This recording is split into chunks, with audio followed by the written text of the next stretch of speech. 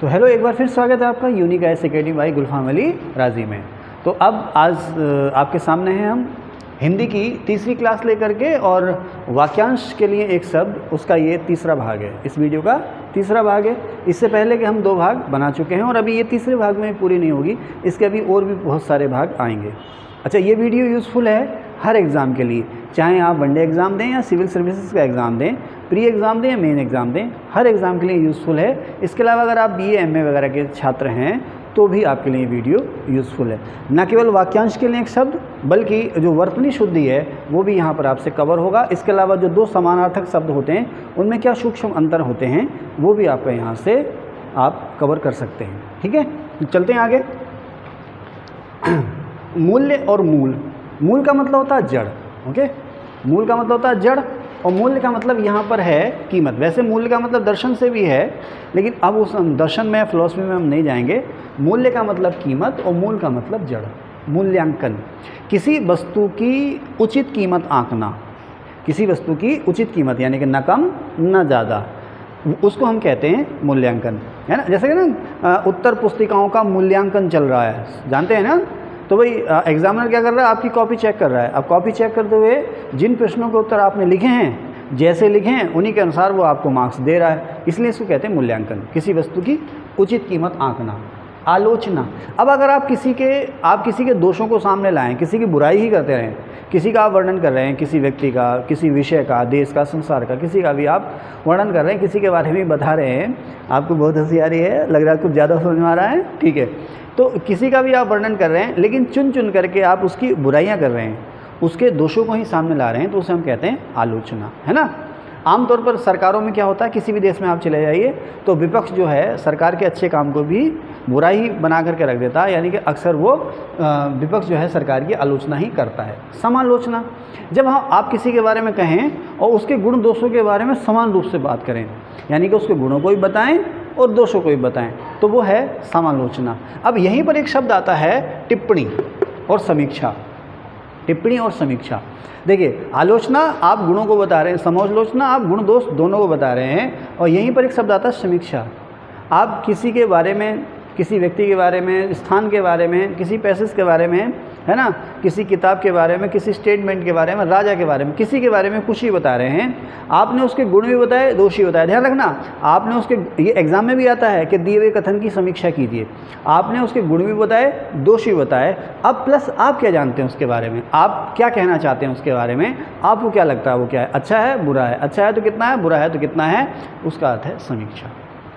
किसी के गुण दोषों को, किसी के गुण दोषों के आलोक में या उसके परिप्रेक्ष्य में उसके बारे में अपना कथन कहना, वो है समीक्षा। समझ रहे हैं? आगे चलिए। टिप्पणी, अब टिप्पणी का मतलब ये है कि वैसे तो यह है कि बहुत सारा कुछ पैसेज, बहुत सारा कंटेंट है, बहुत सारी बातें हैं, उनको संक्षेप में कहना, उसका अर्थ है टिप्पणी। एक शब्द, अगर आप एक वाक्य इसके लिए लिखेंगे तो आप ये लिखेंगे कि किसी पैसेज के बारे में, किसी गद्य या पद्य के बारे में संक्षेप में अपनी बात कहना, टिप्पणी। इसे इंग्लिश में कमेंट कहते हैं।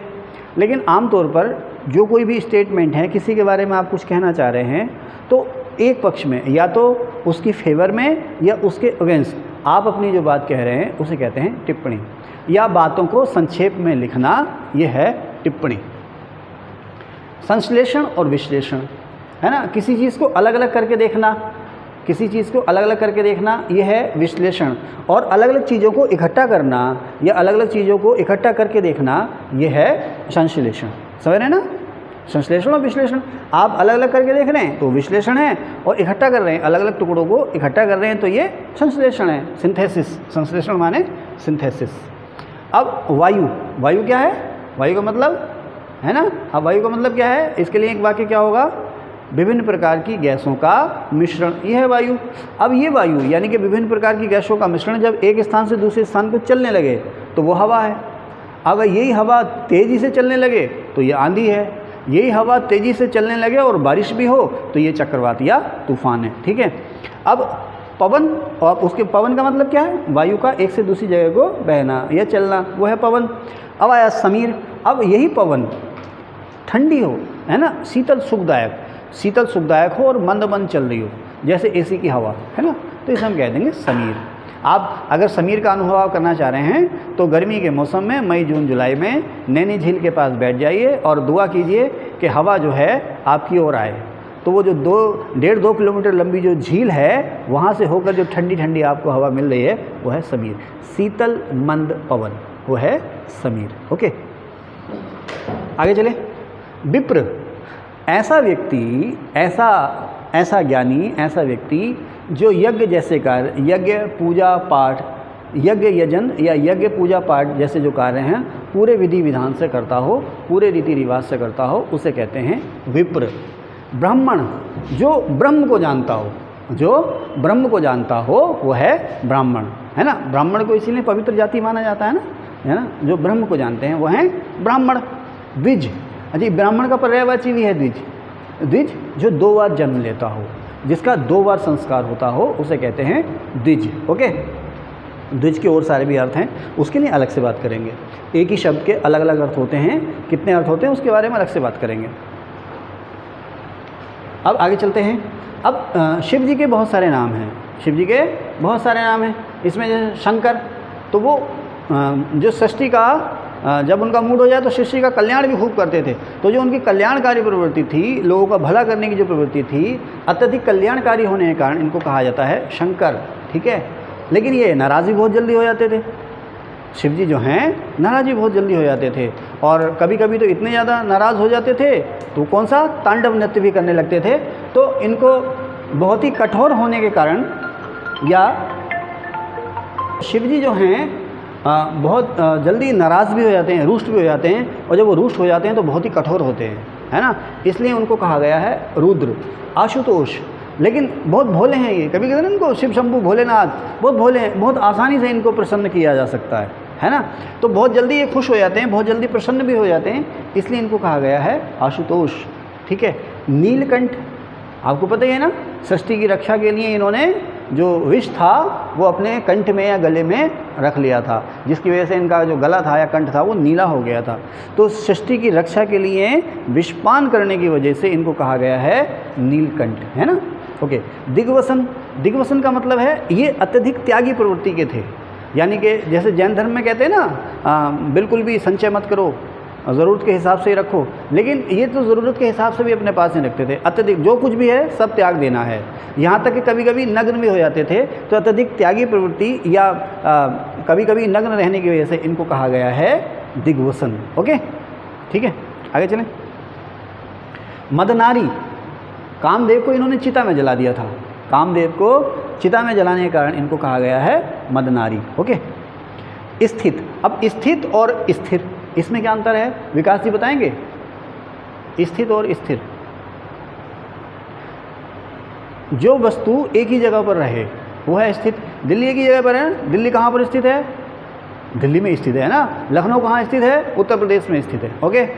हिमालय कहाँ पर स्थित है? कई देशों में स्थित है। तो जो वस्तु एक ही जगह पर रहे उसे कहते हैं स्थित, और जो अपने विचारों से ना हटे, जो अपने विचारों से, जो कह दिया वो कह दिया, जो सोच है वही सोच है, उसे कहते हैं स्थिर। ठीक है ना।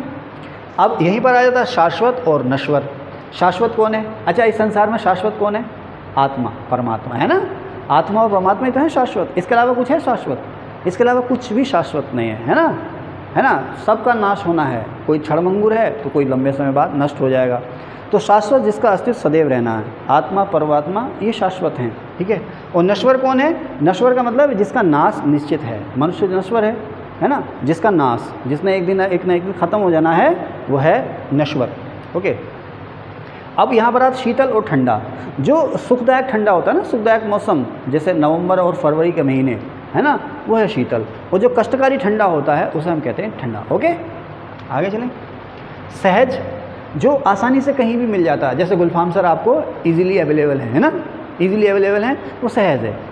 आपको जैसे सब्जियों में जो ऐसी कोई सब्जी बताओ जो सहज है, ऐसी कोई सब्जी बताओ जो सहज है, ऐसा कोई फल बताओ जो सहज है।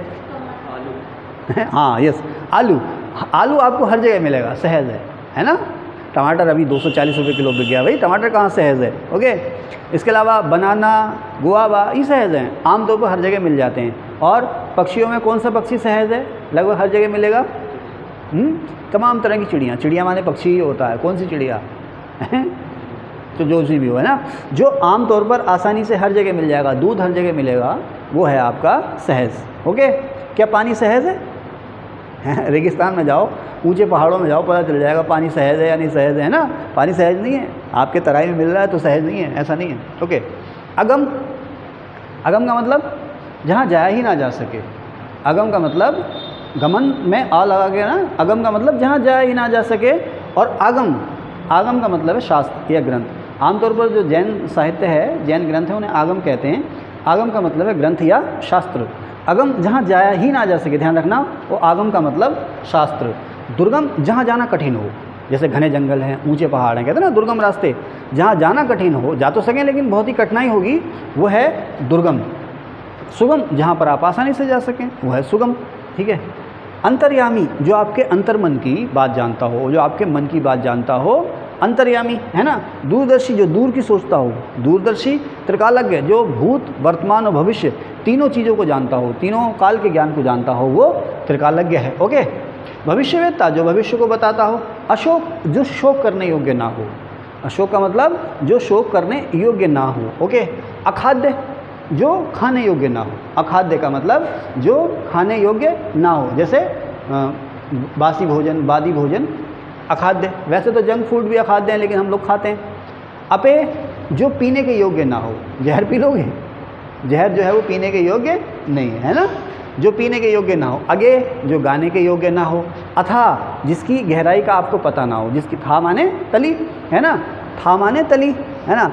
जैसे कहते हैं ना अथा समुद्र, यानी कि ऐसा समुद्र जिसकी था ही हाथ ना आ रही हो, जिसकी गहराई हाथ ना आ रही हो। खैर अब तो सोनार एडवांस टेक्नोलॉजी आ गई है, हर चीज़ की गहराई आपने नाप ली है, लेकिन अथा कौन है? ईश्वर, ईश्वर अथा। वैसे बहुत से इंसान भी अथा होते हैं, है ना, उनकी गहराई का पता नहीं चलता वो कहाँ तक है।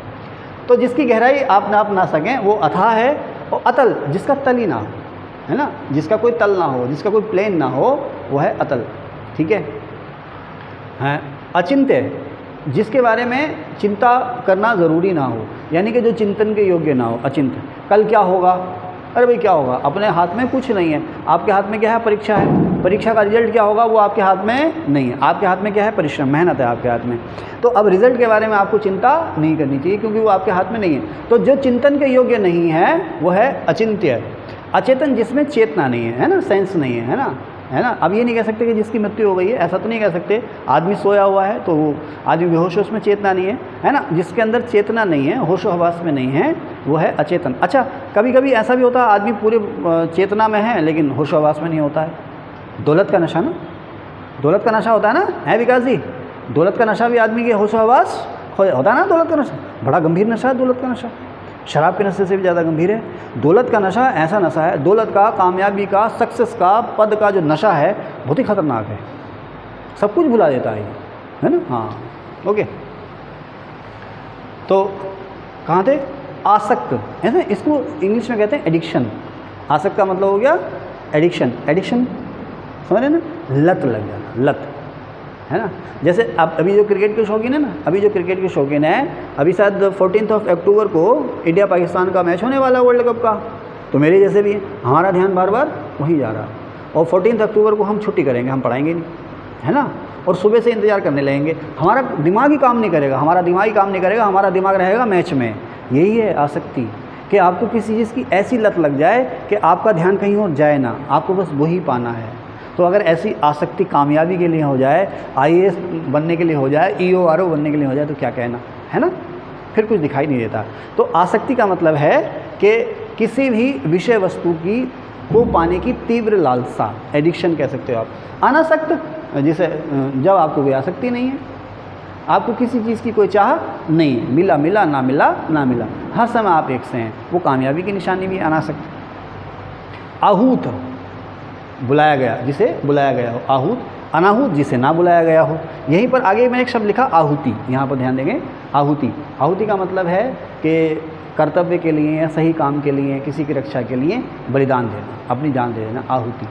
वैसे जो यज्ञ में हवन सामग्री डाली जाती है उसे भी आहुति कहते हैं। ओके। रूढ़ी, रूढ़ी क्या है भाई? कहते हैं ना रूढ़िवादी विचार, ऐसी सोच जो अब पुरानी हो चुकी है, जो अब जो उपयोगी नहीं है, जैसे पर्दा प्रथा है ना, पर्दा प्रथा, सती प्रथा, तो ये जो चीज़ें हैं अब आज आधुनिक ज़माने में अब ये उपयोगी नहीं है, इनसे छुटकारा पा लेना चाहिए। तो लेकिन अगर हम उसी लकीर पर चलते रहें, जो पुरानी प्रथाएं हैं अनुपयोगी हो चुकी हैं, उन्हीं पर चलते हम रहें, तो हम कहेंगे रूढ़िवादी। रूढ़ी का मतलब क्या हुआ? पुरानी परंपराओं का ही पालन करना। अनवरत, जो लगातार, जो सदा से चलता आ रहा है, जो सदा से चलता आ रहा है वो है अनवरत। अनवरत क्या है? पृथ्वी का सूरज के चारों ओर घूमना, है ना, सूरज का छुपना और निकलना, ये क्या है? अनवरत है ना। जन्म से ही सांसें चलने लगी ना, तो सांसों का चलना ये अनवरत है। ओके। प्रथा है ना, कोई परंपरा या रीति जो सदियों से चली आ रही है। अनुकरणीय, जिसका अनुकरण किया जा सके। अनुगामी है ना, अनुगामी का मतलब क्या है? जिसके पीछे पीछे चला जा सके। अनुकरणीय यानी कि जिसका अनुकरण किया जा सके, और अनुगामी जिसके पीछे पीछे चला जा सके। अमर्त्य है ना, अमर्त्य सेन भी याद है? अमर्त्य सेन को भारत रत्न कब मिला था? उसी साल उनको नोबेल मिला था, किसी को याद है? अमर्त्य सेन जी को कल्याणकारी अर्थशास्त्र के लिए 1998 में, 1998 में। ओके, चले आगे। अमर्त्य सेन, तो अमर्त्य जो कभी भी नहीं मरेगा, जो कभी नहीं मरता है, वो है अमर्त्य। वो अमर्त्य आत्मा और परमात्मा ही है, इसके अलावा सभी मरते हैं। चिरंतन, जिसका अस्तित्व सदैव रहेगा, है ना। कौन है? आत्मा और परमात्मा, ये चिरंतन है ना। नश्वर, जिसका नाश होना निश्चित है। अतीत, पास्ट, जो बीत चुका है, जो बीत चुका है वो अतीत है। अग्रणी का मतलब क्या है? जो हमेशा आगे रहता है। अग्रणी माने जो हमेशा आगे रहता है ना। कौन था एक धावक? Usain bolt. हालांकि वो अपनी आखिरी जो रेस थी वो हार गए थे, आखिरी रेस हार गए थे, शायद वो अंतिम का उन पर दबाव रहा होगा, लेकिन वो कभी हारते नहीं थे। 100 मीटर जब भी रेस होती थी वो हमेशा सबसे आगे ही रहते थे, अग्रणी। अतिशयोक्ति, अतिशयोक्ति का मतलब क्या है? किसी बात को बहुत ज़्यादा बढ़ा चढ़ा करके कहना। वो ये आमतौर पर जो है, ये अच्छाई में भी आ सकता है, बुराई में भी आ सकता है। अगर आप किसी की बुराई कर रहे हो तो दबा के कर रहे हो, या भलाई कर रहे हो, अच्छाई कर रहे हो तो बहुत ही बड़ा चढ़ा करके कर रहे हो। अतिशयोक्ति का मतलब है चीज़ों को या बातों को बड़ा चढ़ा करके कहना। अतियुक्ति, अतियुक्ति का मतलब है एक ही चीज़ को बार बार दोहराना, है ना। अतियुक्ति का मतलब किसी भी कथन को बार बार दोहराना। अजातशत्रु, आप बताएं इमरान, अजातशत्रु का मतलब है जिसका शत्रु ना हो, तो उसमें आप बताएं। हाँ, यस, जिसका शत्रु पैदा ही ना हो, जिसका शत्रु जन्मा ही ना हो, वो है अजातशत्रु। अब अपरिग्रह, अपरिग्रह हमें जैन धर्म दे गया, जैन धर्म की देन है अपरिग्रह। हालांकि उसके बाद सभी धर्म बात करते हैं अपरिग्रह की। अपरिग्रह का मतलब क्या है? आवश्यकता से अधिक इकट्ठा ना करो। जितनी ज़रूरत है आपको उतना ही संचय करो, उससे ज़्यादा आप इकट्ठा ना करो। अगर आवश्यकता से अधिक इकट्ठा करने लगोगे तो तृष्णा हो जाएगी, है ना। और तृष्णा, जैन धर्म कहता है ना तृष्णा, जब तृष्णा हो जाएगी, तृष्णा का मतलब किसी चीज़ को पाना, लालसा, फिर वो आपको बेचैनी हो जाएगी, बेचैनी हो गया तो आपको मोक्ष नहीं मिलेगा। ओके। अपवाद, मैंने अपनी पिछली वीडियो में बताया है, अपवाद जो किसी सामान्य नियम के विपरीत हो, है ना। सामान्य नियम क्या है? जैसे इसे आप क्या कह सकते हैं, जैसे हमारे हाथ में 5 उंगलियां होती हैं, लेकिन किसी किसी के हाथ में 6 उंगलियां हो जाती हैं, है ना, तो वो अपवाद हो गया, है ना। ओके। अपारदर्शी, जिसके आर पार ना देखा जा सके। अभूतपूर्व, जैसा ऐसा जो पहले ना घटा हो, जो पहले ना हुआ हो, अभूतपूर्व। अभूतपूर्व क्या हुआ? कुछ ऐसा होना जो पहले ना हुआ हो। इसकी क्या मिसाल दे सकते हैं आप? इस बार 2023 में T20 2023 में वनडे वर्ल्ड कप हो रहा है ना। और इस वनडे वर्ल्ड कप से कौन सी टीम बाहर हो गई, क्वालिफाई नहीं कर पाई? West Indies. अभूतपूर्व हो गया, ऐसा तो पहले कभी हुआ ही नहीं। ओके, जो जैसा पहले कभी ना हुआ हो। इसके अलावा चंद्रयान 3 कहाँ पर उतरा, कहाँ पर लैंड हुआ?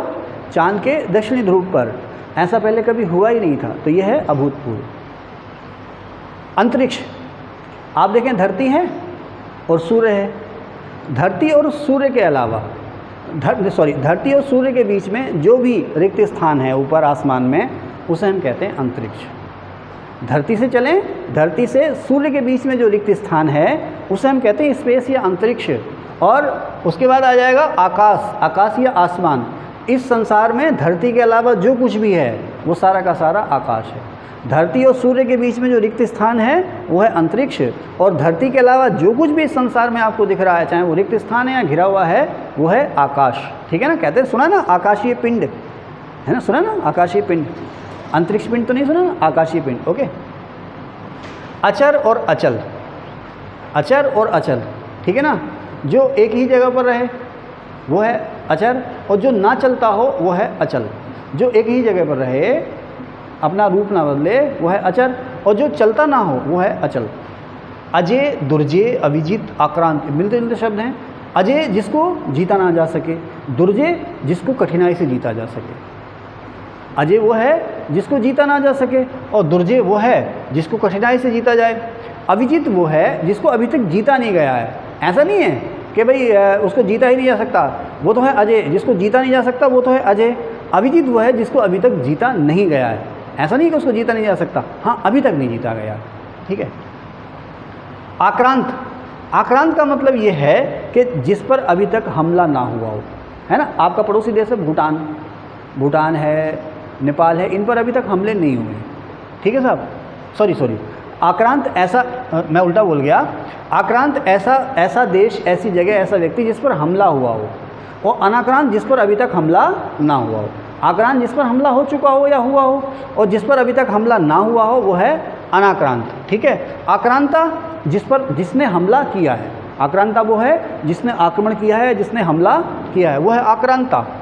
अच्छा, अग्रज और अनुज, कहते हैं ना आपके अग्रज यानी कि बड़ा भाई, अनुज यानी कि छोटा भाई। तो अग्रज का सही अर्थ ये है जो पहले जन्मा हो। जो पहले जन्मा है वो है अग्रज, और जो बाद में जन्मा है वो है अनुज। आमतौर पर छोटे भाई कह देते ना अनुज, क्यों छोटा है, क्यों बाद में जन्मा है। ओके, आगे चलते हैं। असाध्य और दुसाध्य। असाध्य का मतलब है ऐसा रोग या ऐसी समस्या जिसका कोई हल ही नहीं है, जो ठीक ही नहीं हो सकता। दुसाध्य जिसका निवारण कठिनता से होगा, या ऐसा रोग जिसका इलाज बहुत ही कठिनता से होगा, वह है दुसाध्य। ओके। मध्याह्न दोपहर का समय, है ना, दोपहर के 12 बजे। मध्याह्न माने दोपहर का समय। अपराह्न दोपहर के बाद का समय, ध्यान रखना।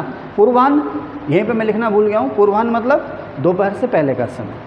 पूर्वाह्न दोपहर से पहले का समय, मध्याह्न दोपहर का समय, और अपराह्न दोपहर के बाद का समय।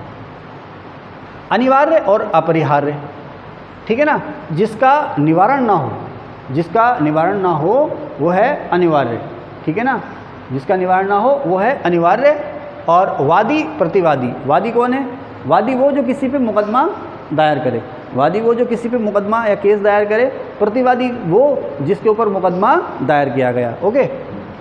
अभियोगी, जिस पर अभियोगी वो है जिस पर कोई, अभियोगी वो है जो कोई मुकदमा लगाता है। वादी जैसा ही है ये, जैसे वादी कहते हैं ना जो कोई मुकदमा लगाता है या कोई मुकदमा चलाता है, किसी दूसरे पे मुकदमा लगाता है, तो वादी और अभियोगी दो ही चीज़ें हैं। और अभियुक्त वो है जिस पर केस लगाया गया है, जो मुजरिम है।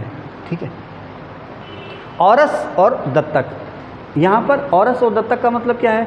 अपनी विवाहिता स्त्री से उत्पन्न जो संतान होती है वो है औरस, है ना। अपनी पत्नी से उत्पन्न संतान औरस। दत्तक गोद ली हुई संतान।